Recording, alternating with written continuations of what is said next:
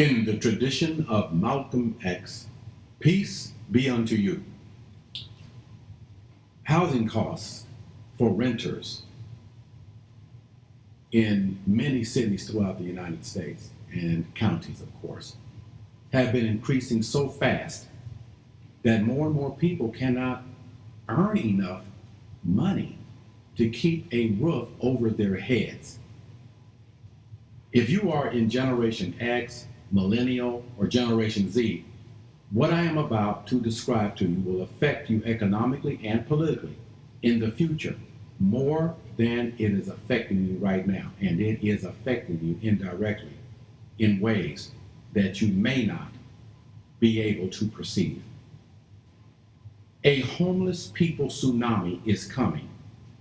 Let me repeat that. A homeless people tsunami is coming, and it is going to inundate major cities throughout the United States, particularly the larger cities.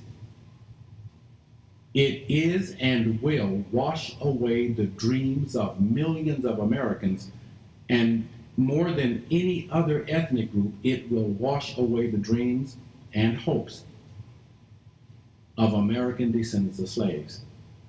And more often than not, our expectations for success in the United States have always been cautious because we have historically faced social nightmares, one after the other. More particularly, homelessness will disproportionately adversely undermine the lives of millions of African Americans, East Coast, West Coast, and in the southern states. Presently, the homelessness that is occurring is shaking, cracking, fracturing the core of inner cities throughout the United States because local, state, and federal agencies have weaponized homelessness by unconsciously using the economic and health desperation of African Americans to erode the quality of their lives and to significantly reduce their lifespans. Homelessness among American descendants of slaves is happening while at the same time global average temperature increase is already beginning to spur food cost inflation. Pay attention to food costs, particularly given the flooding that has occurred in the Midwest, in the Corn Belt and the Wheat Belt of the United States. The issues surrounding homelessness is not being addressed directly by organizations and religious institutions that we have come to expect will speak truth to power in our best interests. Instead, we are fed a stream of irrelevant commentaries on superstitious subject matter, mythology, political celebrities, immigration, and consumerism. All of that must change. All of it must change if we are to have some leverage to mitigate the damage to future generations that will be cast out onto the streets and into the alleys of the United States. Let me explain some calculations that I have done. They will spell out to you unambiguously the seeds of catastrophic social breakdown and human suffering that will occur within the next 10 years. And right now, if we assume that there will be no change in the present orientation of our collective lifestyles, desolation is inevitable. Here, look at this graph. Look at the calculations that I have done. It is a graph of the homeless population in Los Angeles County. And I have done a trend analysis projecting what the number of homeless people will be by the year 2027. You can see that in 2019, approximately 58,765 people are homeless in the county of Los Angeles. Now, moving forward, you can see a slight arc in the line, as though it is beginning to take on an exponential form. That is to say, it is beginning to suggest that there will be an explosion in the number of homeless people. And indeed, my projection is that by the year 2027, Los Angeles County will have at least 95,000 individuals who are homeless on the streets of Los Angeles. Now, here's something you want to understand. A large town that has a population of between 20,000 and 100,000 may be considered borderline city once it reaches 100,000, but certainly a town. A town with a number of 20,000 to 100,000 people is officially registered as such. And what that means is that within a few years, actually right now in Los Angeles County, we have a floating town approaching the parameters, approaching the numbers that would qualify it to be a city, a town, a city, a large town, a small city, floating through Los Angeles County, unrooted, homeless, and desperate. Look at this chart that I've done for you, because it demonstrates that homelessness is not unique to Los Angeles, but is a growing problem in major cities throughout the United States. In fact, nationwide, there are 552,830 homeless people, probably more. That is probably an undercount. New York is at the top of the list. You can see here, Oakland, Alameda County, increasingly plagued by homelessness, 12,000 individuals. And we can go from Los Angeles to Seattle, to San Jose, Santa Clara, and Santa Clara, San Jose, one of the richest counties in the United States, all through Washington, D.C., and down to Las Vegas. And we can see that the pattern is clear. This is a growing problem. This is a national problem. And understand something, that nationwide, and I'm basing that upon the analysis of the numbers of homeless people in Los Angeles, 40% of the homeless people, and probably a little more in the southern states, 40% are African American descendants of slaves. 40% of African American descendants of slaves are living on the streets because they are poor, because they have not received reparations for the wrongs committed against African Americans centuries ago, when we were worked literally to death without pay. Now, studies have been done. And here's a study that was done which revealed a disconnect between African Americans' financial situations and their hope toward the future.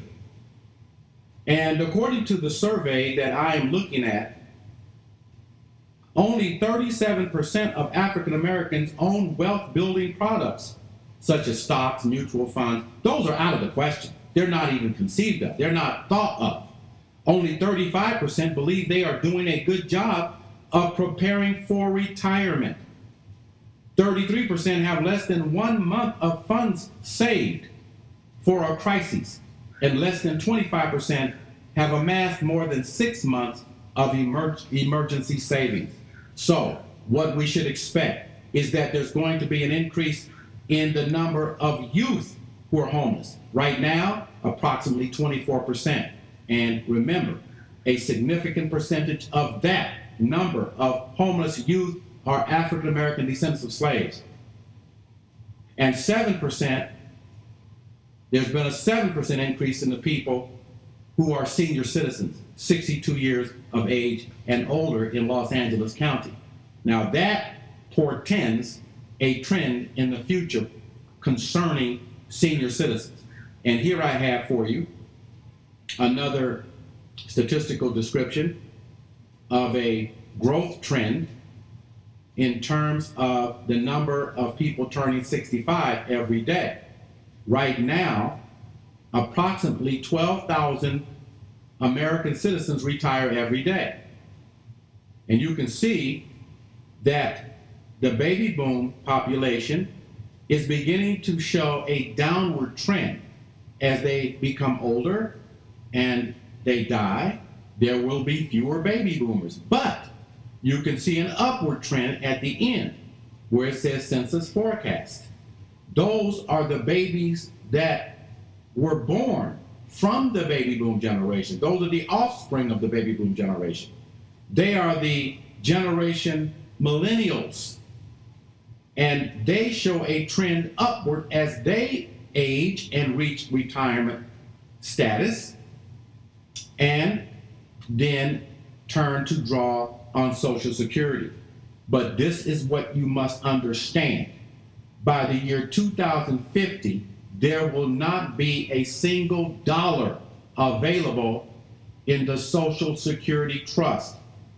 And the reason there will be no money in the Social Security Trust is because over the decades since Roosevelt instituted it during the New Deal, it has been borrowed, stolen by politicians, and not replaced.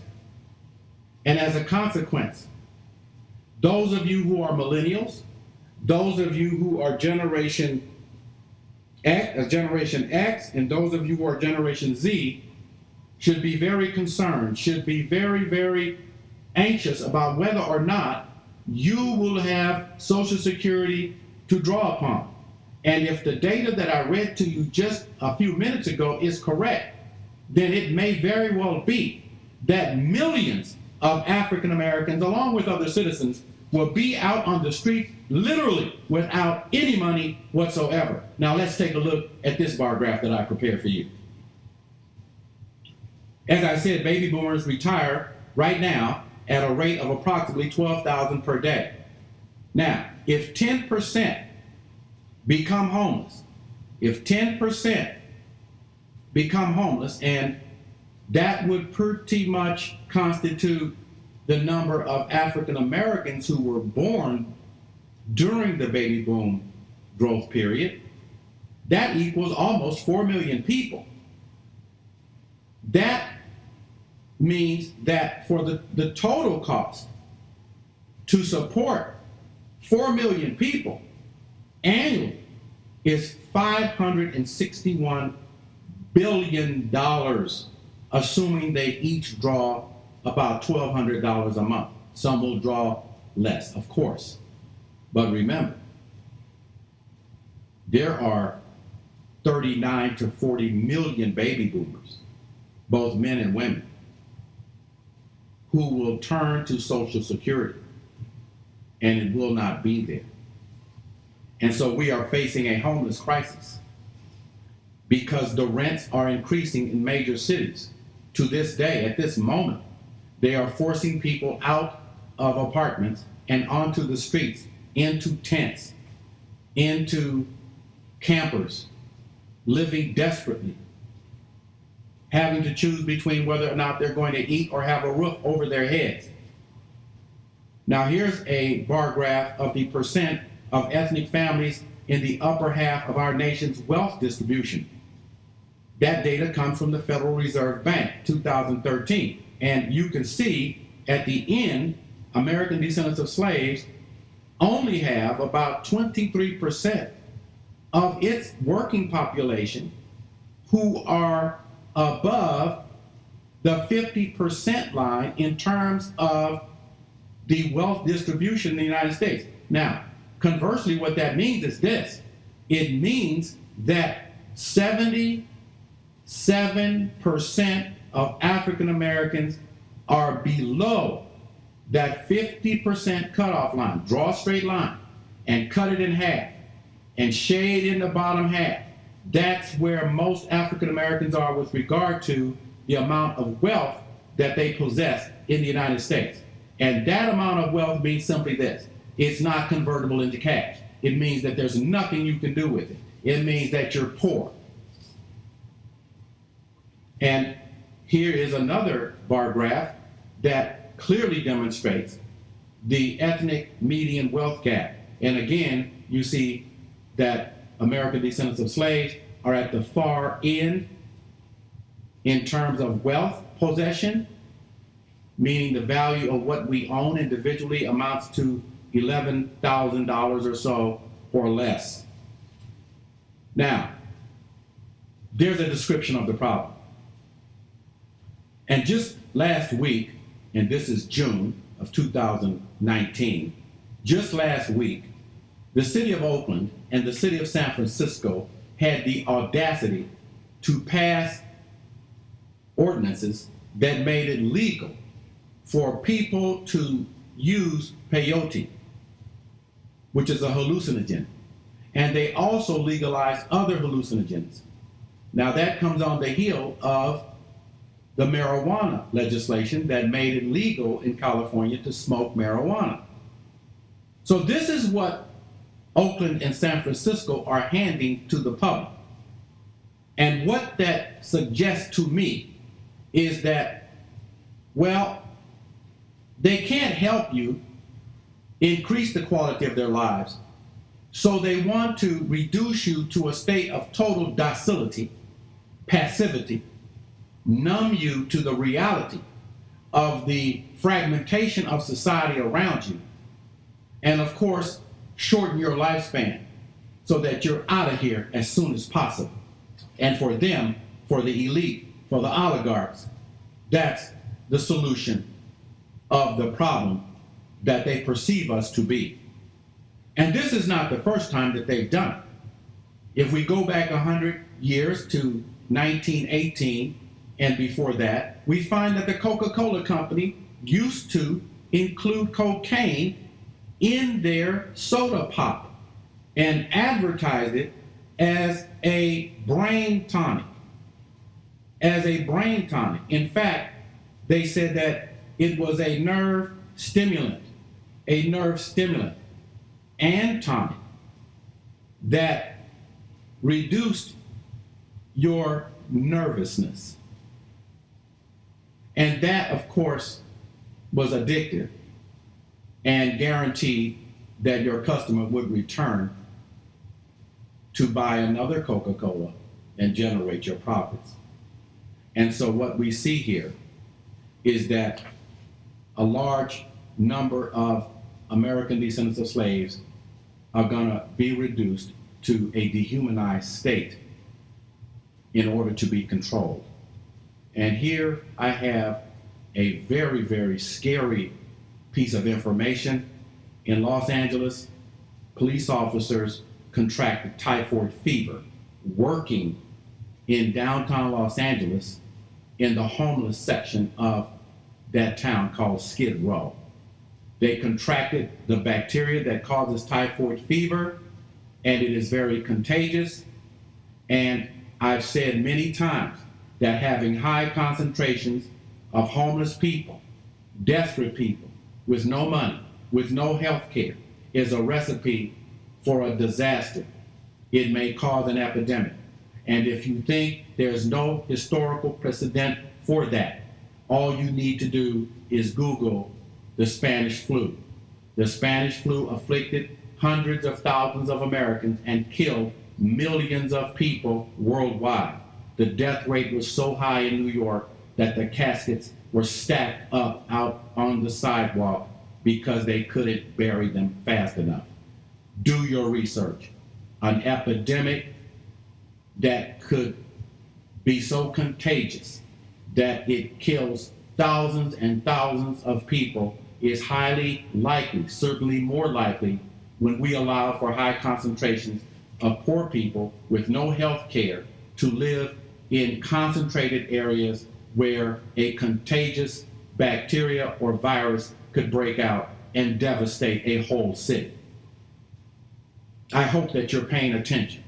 I hope that you give a minute to serious conversation that may prepare you and your family for what is inevitable, given the path that is being laid by the so-called leaders, and I should say misleaders, of this nation and those in your communities. I am Dr. Stephen Nur Ahmed. Peace. I really enjoyed this video, and I hope you did as well. If you enjoyed Stephen's talk, please support this channel, thumbs up, and share this video. And please do not forget to subscribe.